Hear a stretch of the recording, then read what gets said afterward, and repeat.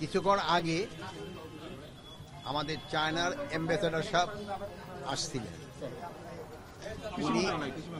উনি কৃষি মন্ত্রণালয়ে আসছিলেন, কিন্তু আপনারা হয়তো ওই সময় ওখানে উপস্থিত ছিলেন না।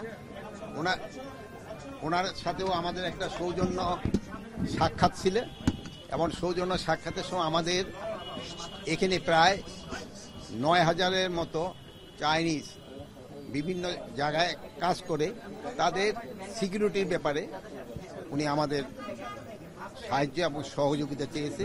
আমরা বলেছি আমাদের পক্ষে যত ধরনের সাহায্য সহযোগিতা করা দরকার আমরা তা করব। তারপর ওনার আরেকটা কনসার্ন আমরা রেজ করেছি। আপনারা সবাই জানেন আমাদের অনেকগুলি ডিস্ট্রিক্ট বন্যায় ক্ষতিগ্রস্ত হয়েছে, এবং এই ক্ষতিগ্রস্ত এলাকায় ওনারা আমাদের কি ধরনের সাহায্য সহযোগিতা করতে পারে, এই জন্য তাদের কাছে আমরা অনুরোধ করেছি আপনারা যত ধরনের সাহায্য এবং সহযোগিতা করতে পারেন, এই জন্য তাদের আমরা অনুরোধ করেছি।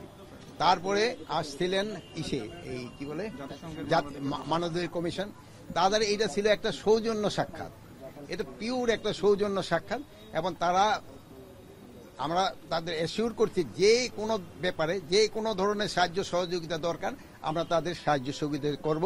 এবং তাদের আমরা আরেকটা রিকোয়েস্ট করছি যেন ইউএন মিশনে আমাদের আরও, এখনো আমরা কিন্তু অনেক বেশি, তারপরও আমাদের বেশি করে পুলিশ, আর্মি এবং অন্যান্য বাহিনীর সদস্যরা যেতে পারে, তাদের কাছে আমরা রিকোয়েস্ট করছি। এবং তারা বলছে যে বাংলাদেশে যারা ইউএনএ কাজ করতেছে তারা খুবই ভালো কাজ করতেছে, তারা এদের খুবই প্রেস করছে, এবং বলছে ভবিষ্যতে এই বাংলাদেশে সবসময় যেন এক নাম্বারে থাকতে পারে এই ব্যবস্থা তারা করবে। Thank you.